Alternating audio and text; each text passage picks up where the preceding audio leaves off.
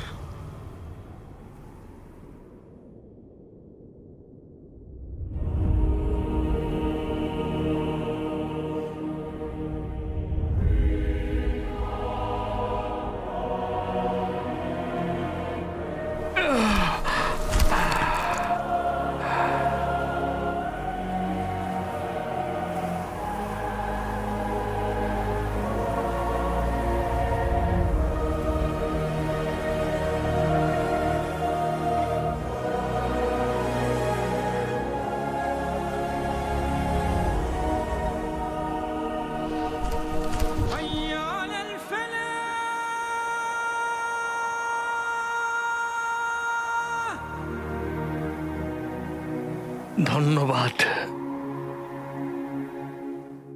বৌদি, কাকি, বৌদি, কাকি, বৌদি, কাকি।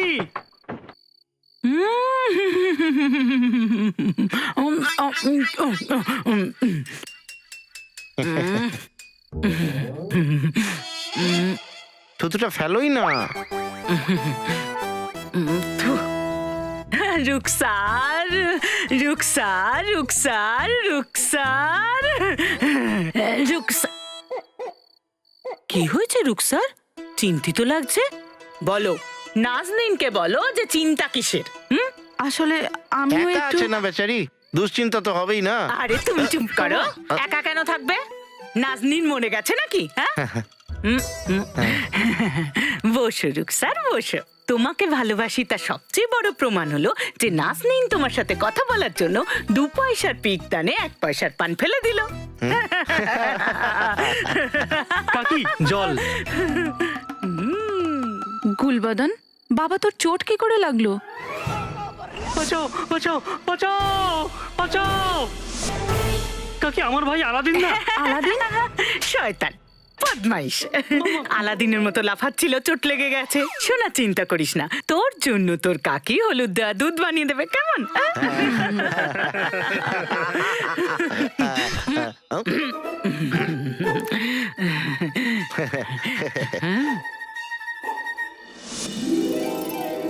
তামার কেটলি এটা, পুরো 7 আসার ফির নাজনীন এনেছে তোমার জন্য। আমার জন্য? বৌদি, উপহারটা গ্রহণ করুন। আরে না না, আমি রেখে দিন বৌদি, রেখে দিন। নিয়ে নাও না কাকি। নাও না রুকসার, না হলে আমার খুব কষ্ট হবে। হ্যাঁ, রেখে দিন বৌদি। ঠিক আছে।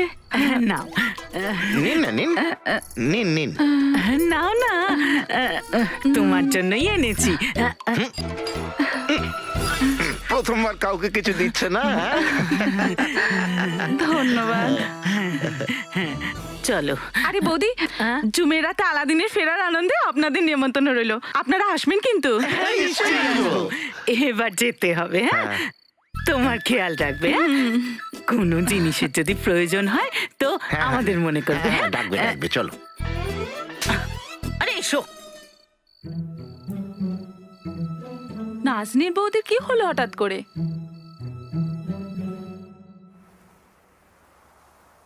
তা আপনি এই মরুভূমিতে একা কি করে থাকেন, তাও আবার এই বয়সে?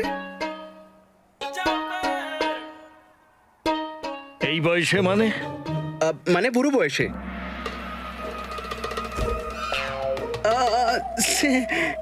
সে তো অনেক দূরের কথা। বুড়ো কোথায়, আপনি তো এখনো যুবক আর শক্তিশালীও। বাদাম খাবেন? বাদাম খেলে বুদ্ধি বাড়ে, আর এটা আমার মা শিখিয়েছে। বুদ্ধি বাদাম খেলে নয়, ঠেক খেলে বাড়ে। আমার অভিজ্ঞতা আমাকে শিখিয়েছে। বাহ, আপনি তো খুব বুদ্ধিমান। আর তুমি খুব বাহাদুর। তাই নিজের জীবন বিপন্ন করে তার জীবন বাঁচালে, যে তোমার সঙ্গে লড়াই করছিল। গরিব তো তাই, গরিবদের তো বাঁচানোর অভ্যেস থাকে। পয়সা আসলে পয়সা বাঁচায়, জল আসলে জল বাঁচায়, আর এখানে আপনাকে বাঁচিয়ে দিলাম।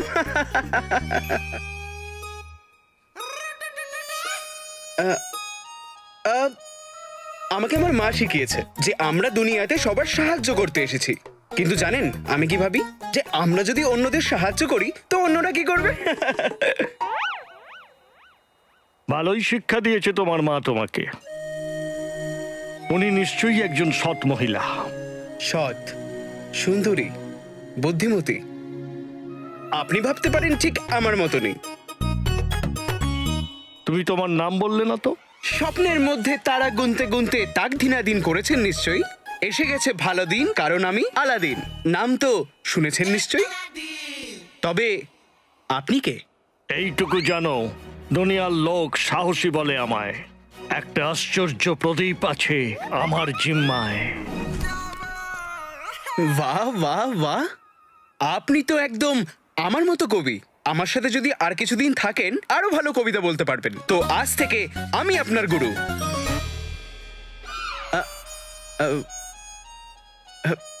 মানে আপনি আমার গুরু। তো গুরু মশাই, আমরা যাচ্ছি কোথায়? মায়াবী গুহার দিকে। ওখানে তুমি সেটাই পাবে যার জন্য এতগুলো পরীক্ষা উত্তীর্ণ হয়েছো, প্রদীপ। মায়াবী গুহা। আর এই প্রদীপটা আসলে কি? আর এর কাছে পৌঁছানোর জন্য এত রকমের বাধা কেন? আর আপনি এটাকে আশ্চর্য প্রদীপ কেন বলেন? ওখানে গেলেই তুমি সব প্রশ্নের উত্তর পেয়ে যাবে। চুপচাপ আমার পিছনে এসো। চুপচাপ আমার পেছনে আসো। আমি কেন আপনার পিছনে যাব? আপনি আমার আগে চলুন। এ তো এখনো যথেষ্ট ছোট। না সমাজের জ্ঞান আছে, না সামাজিকতার। এই কি প্রদীপ আর জিনের মালিক হবে? কে জানে ভাগ্যে কি লেখা আছে। মনে হচ্ছে আমার ভাগ্যেই এটা লেখা আছে। সারা জীবন রাজকুমারের জন্য অপেক্ষা করতে হবে আমাকে। আমার রাজকুমারীকে যেতেই দেওয়া উচিত হয়নি। মা বাবার সাথে হিন্দুস্তান যাওয়ার পর তুই আমার মা হয়ে গেছিস প্রীতি। তুমি এসে গেছো। হ্যাঁ, যদি আমি তোমার মা হতাম, তোমাকে না এই সমস্ত কাজকর্মের জন্য খুব বকুনি দিতাম। আমি তোমাকে বাইরে যেতে দিতাম না। তুমি জানো আমি তোমাকে নিয়ে কত চিন্তা করি সব সময়। তোমাকে বাঁচানোর জন্য তোমার খাবার আমি খাই, যাতে কারো সন্দেহ না হয়। তোমার বন্ধুত্বের জন্য নিজের ওজন বাড়িয়ে চলেছি আমি। একটা মেয়ের কাছে না এর থেকে কঠিন আর কিচ্ছু হয় না। প্রীতি, দেখ আমি তোর অসুবিধাটা বুঝতে পারছি, কিন্তু আমাকেও তো দেশের অসুবিধাটা বুঝতে হবে, তাই না? কিন্তু রাজকুমারী, তোমার একবার ওয়াজির আলার সঙ্গে কথা বলে নেওয়া উচিত। সবাই এখানে জানে যে উনি তোমার বাবার কত বিশ্বস্ত লোক। আমি জানি উনি বিশ্বস্ত, কিন্তু উনি দেশের অন্যান্য কাজ নিয়ে ব্যস্ত আছেন। আর লোকেদের কষ্ট ওদের মাঝে গিয়েই জানা যায়। আর প্রীতি, আমি সেই চেষ্টাই করছি।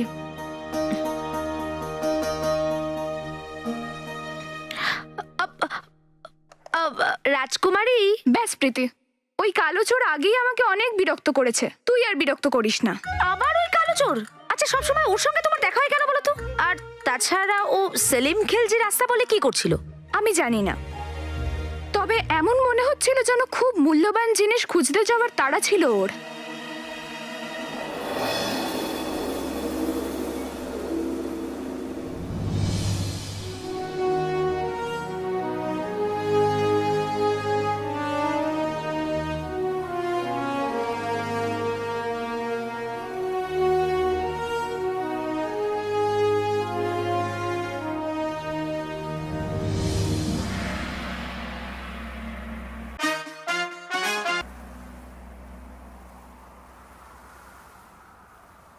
তাড়াতাড়ি করে হাঁটিয়ে আপনি আমাকে এই দেওয়ালের কাছে নিয়ে এলেন। হ্যাঁ, আমি তো ভেবেছিলাম যে আপনি আমাকে মায়াবী গুহায় নিয়ে যাবেন। যেখানে যাবার সেখানেই নিয়ে এসেছি। সমস্ত বিপদ করে পার এসেছে প্রদীপের আসল অংশীদার। ও নাকি প্রদীপের সর্দার। খুলে দাও তিলস্ফী গুহার দ্বার।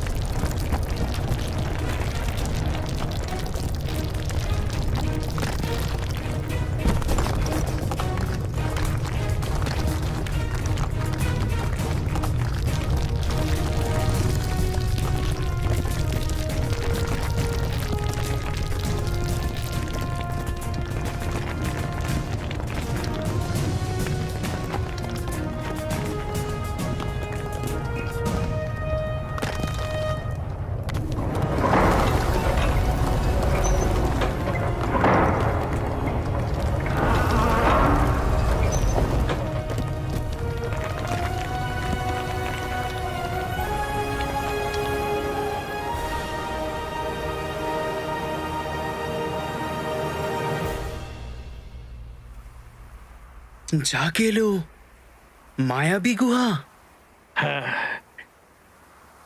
এই হলো মায়াবী গুহা, আর এখানেই পাবে ওই প্রদীপ। যাও, ভাগ্যে যা লেখা আছে তা পূরণ করো। এতদূর নিয়ে আসার জন্য অনেক ধন্যবাদ। আপনি আর পাহাড় ভাঙা আমার জন্য অপেক্ষা করুন। আমি প্রদীপ নিতে এই যাব আর এই আসব।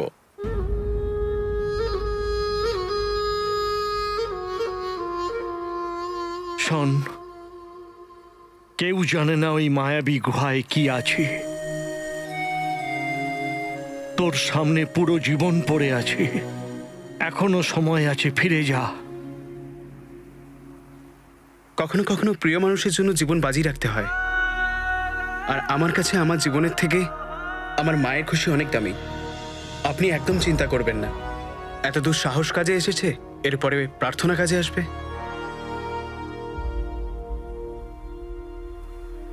ঈশ্বর তোর মনোবাঞ্ছা পূর্ণ করুক, কিন্তু একটা কথা মনে রাখিস, বাঁকা পথ সামনে এলে সে পথে পা বাড়াস না।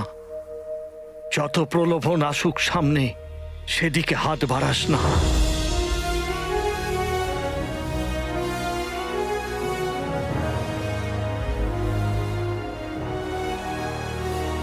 আর এটাই আমার সীমানা। এরপরে তুই আর তোর ভাগ্য যাবে। ধন্যবাদ।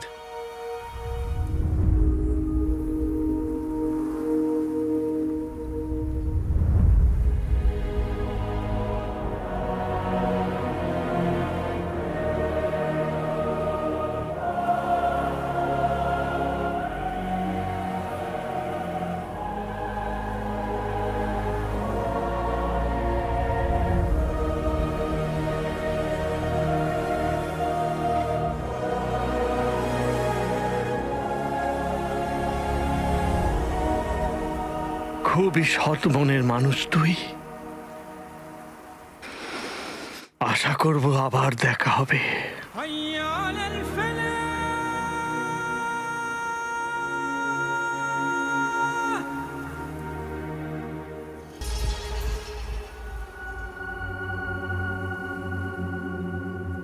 যাক গেল, এত বড় গুহা।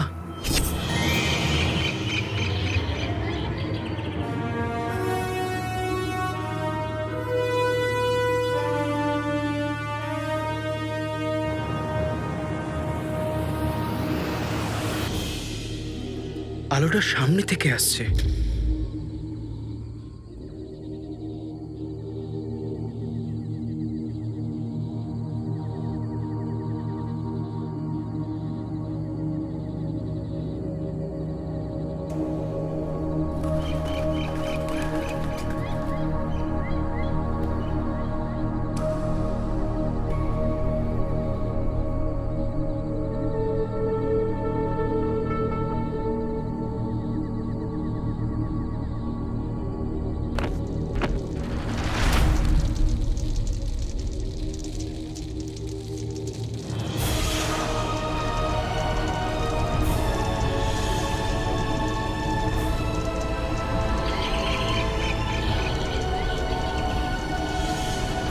যাক গেল, ভাসমান পাথর।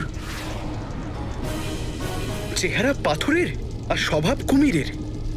পাথর হয়ে ভেসে বেড়াতে লজ্জা করে না?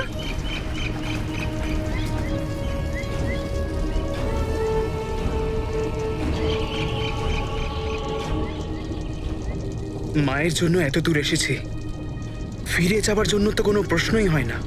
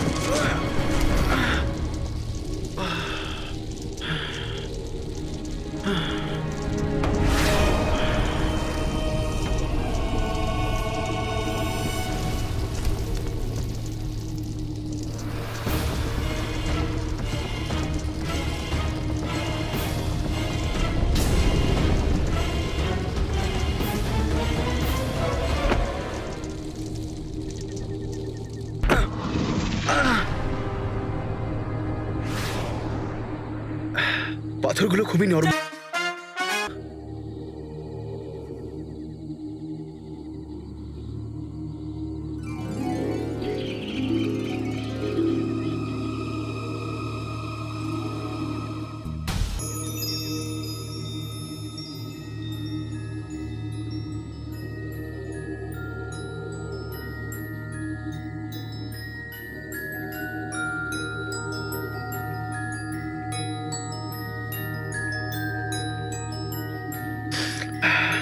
এত অন্ধকার, কিছু দেখাই যাচ্ছে না। জাকির,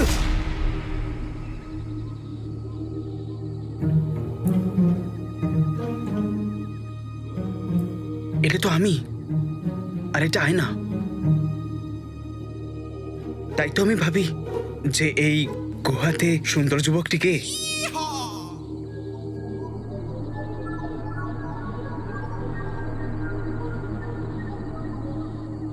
মা বলে যেখানে আলোর একটা ছোট্ট বিন্দুও থাকে সেখানে অন্ধকার কখনো যেতে না।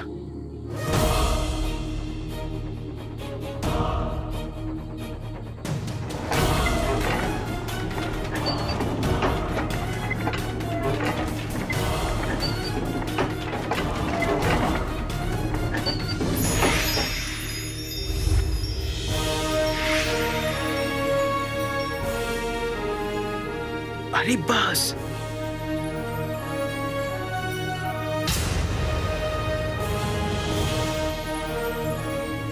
ओ मेरे सोनारे सोनारे सोनारे दे दूंगा जान जुदा मत होना रे।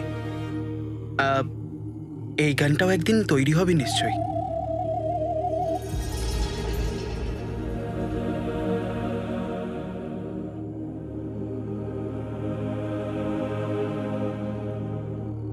কি দিনকাল পড়ল! হিরে, মুক্ত, সোনা, রূপো সব আলু, পটল, মূলোর মতো ছড়িয়ে আছে। তাও সবাই ওই পুরনো প্রদীপের পিছনে।